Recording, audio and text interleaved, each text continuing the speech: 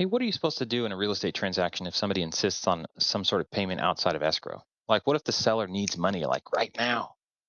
What do you do? Right?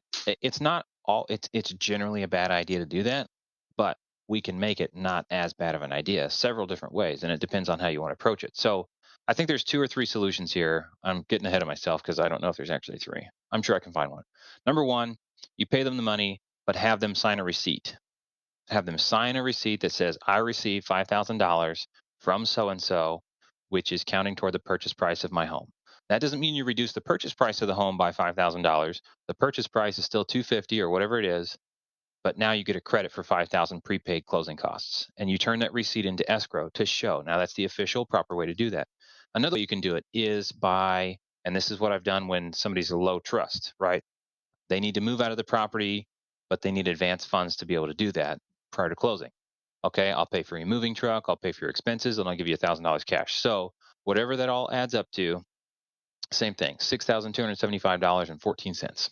Okay, now we write a promissory note for 6,000, whatever number I just said, and then we will write a deed of trust or a mortgage, depends on what state you're in, and my team will have that on file. They'll have to sign the promissory note, sign and notarize the deed of trust or mortgage, and then send it over to us, and we'll hold it. Now, if you're going to close on the property, we don't necessarily need to actually record this against the property. So there's two options there. You can record it, especially if it's a big amount, or you can not record it if you're about to close escrow in 2 weeks or something like that, and you're not too worried about it.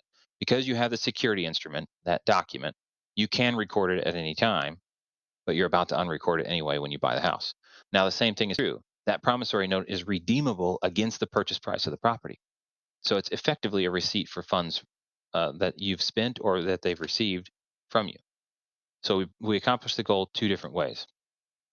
Somebody did this where they sent me a deposit, an earnest money deposit.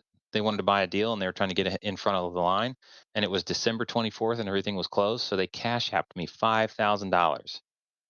And I said, let me send you a receipt, right? Acknowledging that you've sent me the money toward the purchase of this house because it's outside of escrow and I want to make sure we have the documentation proper.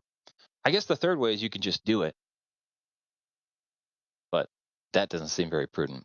So when somebody asks you, how do I handle if somebody needs money outside of escrow or demands it or insists on it? Those are your options. Now, what if it's a real estate agent or somebody else insisting on money outside of escrow? You can do referral fees outside of escrow.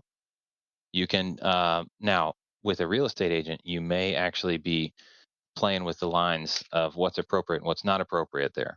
They may not be allowed to do that. I imagine generally during a real estate transaction, an agent is required to report their earnings and things like that and have them go through escrow. Now, somebody's welcome to correct me on that, but in general, you should expect to see agents showing up on the settlement statement for whatever fees that they're receiving.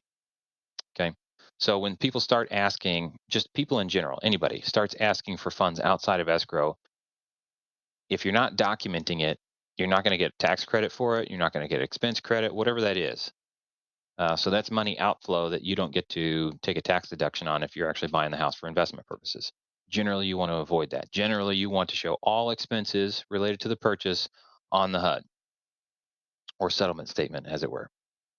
Anyway, I hope that is helpful. Let me know what other questions you've got in the comments below, guys.